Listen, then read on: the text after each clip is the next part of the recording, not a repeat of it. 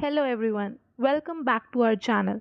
Today we are going to dive into the world of anti inflammatory drugs. We'll discuss their classification, how they work, and some common examples. Whether you are a medical student or a healthcare professional, or just curious about how these drugs work, this video is for you. Let's get started.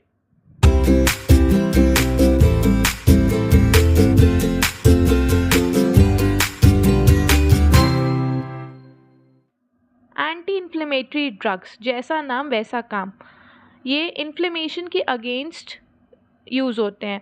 यानी कि अगर हमारी body में कोई injury या infection होता है तो उसमें इन्फ्लेमेशन को कम करने के लिए हम एंटी इन्फ्लेमेटरी ड्रग्स का यूज़ करते हैं।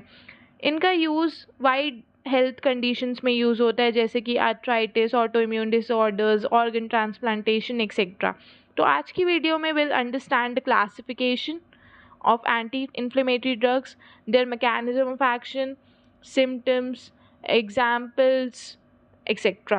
So let's understand the classification of anti-inflammatory drugs. इन्हें मेनली टू कैटेगरीज में डिवाइड किया गया है: non steroidal anti inflammatory drugs, NSAIDs, and corticosteroids. Let's break down each category. Non-steroidal anti-inflammatory drugs (NSAIDs) are the most commonly used anti-inflammatory drugs.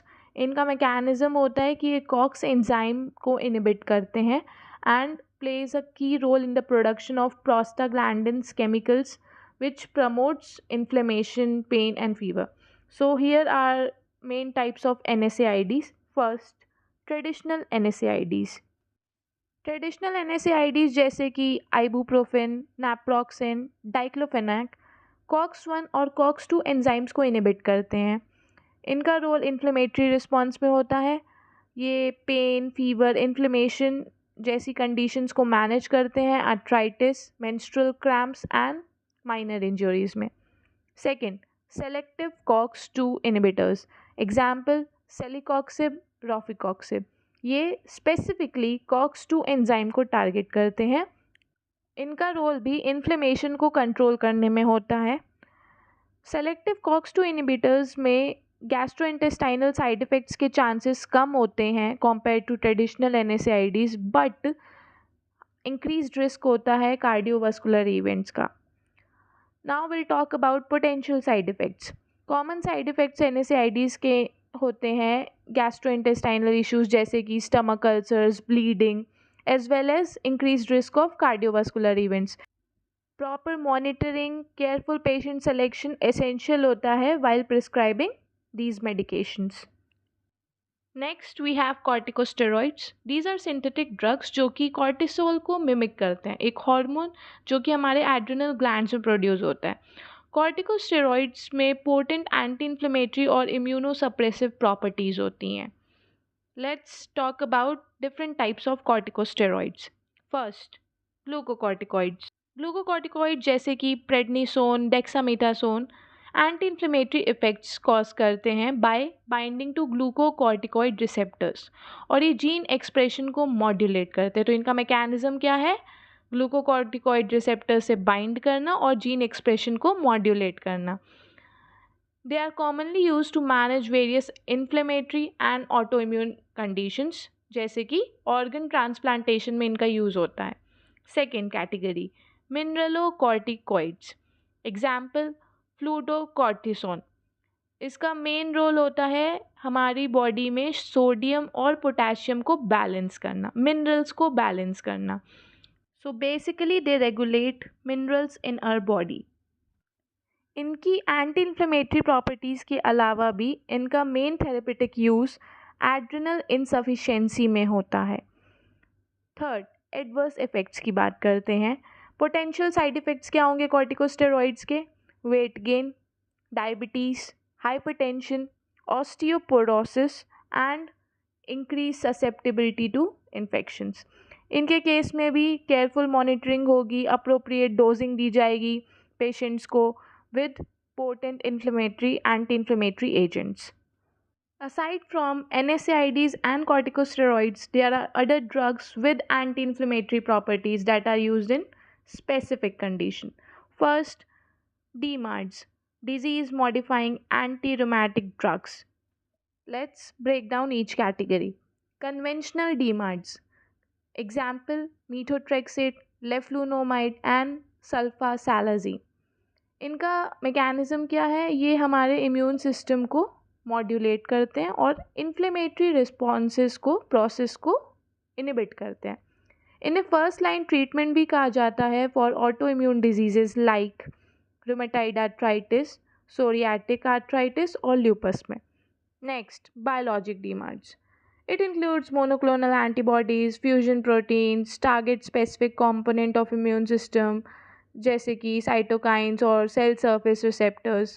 Examples include TNF alpha inhibitors जैसे कि infliximab, etanercept, IL-6 inhibitors, tocilizumab. Considerations are कि डीमार्ट्स को बहुत weeks लग जाते हैं. It takes several weeks to months to achieve their full therapeutic effect. इनको अपना प्रॉपर ट्रीटमेंट कंप्लीट करने में बहुत टाइम लग जाता है. केयरफुल मॉनिटरिंग की ज़रूरत होती है. पोटेंशियल साइड इफ़ेक्ट जैसे कि लीवर और किडनी फंक्शन भी इफ़ेक्ट होता है when using these medications. Other anti inflammatory agents include colchicine. Colchicine एक ड्रग है जो कि ऑटम क्रॉकस प्लांट से एक्सट्रैक्ट किया गया है एंड इसका प्राइमरली यूज़ गाउट को ट्रीट करने के लिए यूज़ होता है एंड फैमिलियर मेडिटेरेनियन फीवर को ट्रीट करने में होता है. इनका मैकेनिज्म क्या है? They disrupt microtubule formation which inhibits the inflammatory response. Second, salicylates जैसे कि aspirin. They exert anti-inflammatory action by inhibiting COX enzyme. Similarly, NSAIDs की तरह ये भी COX enzyme को inhibit करते हैं और anti-inflammatory action देते हैं. इनका use rheumatoid arthritis, Kawasaki disease और different type of vasculitis को treat करने में होता है. Miscellaneous agents. Other anti-inflammatory agents जैसे कि IV immunoglobulin, then certain antioxidants. These are also used in specific clinical scenarios to manage inflammation and autoimmune disorders.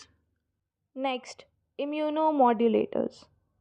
These categories include immunosuppressants, drugs जैसे कि cyclosporin, tacrolimus, mycophenolate, mofetyl.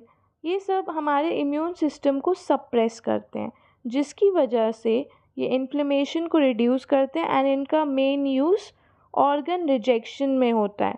While transplant, जब organ transplant होता है तो उसमें हमारे body organs उसको reject ना करें तो we give immunosuppressants. Second category is anti proliferative agents. Medications जैसे कि azathioprine, methotrexate. These medications inhibit cell proliferation जिसकी वजह से इन्फ्लेमेशन रिड्यूस होता है and they helps in managing conditions like rheumatoid arthritis and psoriasis. Third, biological agents. Biological drugs जैसे कि monoclonal antibodies, fusion proteins, target specific molecules या फिर receptors जो इन्वॉल्व होते हैं इन्फ्लेमेटरी प्रोसेस में. All these targeted approach helps in managing autoimmune and inflammatory disorders. Now let's talk about clinical considerations and patient management. First, patient specific factors. Factors जैसे कि age, comorbidities, concomitant medications play a crucial role while selecting and managing anti-inflammatory drugs. Careful considerations रखी जाती हैं इन सारे factors को cover करके ताकि risk को और एडवर्स इवेंट्स को मिनिमाइज़ किया जा सके and optimize treatment options. Second, monitoring and adjustment.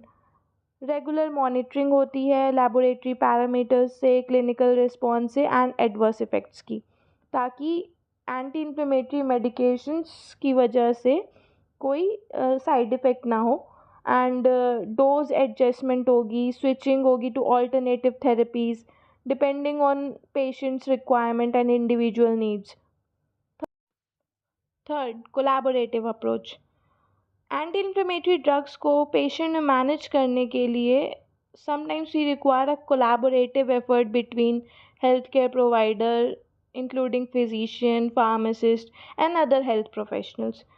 तो ये जो मल्टी डिसिप्लिनरी अप्रोच होता है ये comprehensive care optimal patient outcome के लिए रिस्पॉन्सिबल होता है। Last but not the least, let's talk about future direction and emerging therapies. First, novel targets. Complex pathways को समझने में एडवांसमेंट्स हो रही हैं हर दिन and new drugs are being developed to target new molecular targets to control inflammation such as JAK inhibitors, selective chemokine receptor antagonist, etc. Second, personalised approaches. जैसे जैसे पर्सनलाइज्ड मेडिसिन और फार्माकोजीनोमिक्स इमर्ज कर रहा है वैसे वैसे मोर टारगेटेड और individualized anti inflammatory therapies market में आ रही हैं depending on patients genetic profile and their response to specific drug classes. Third, improved delivery.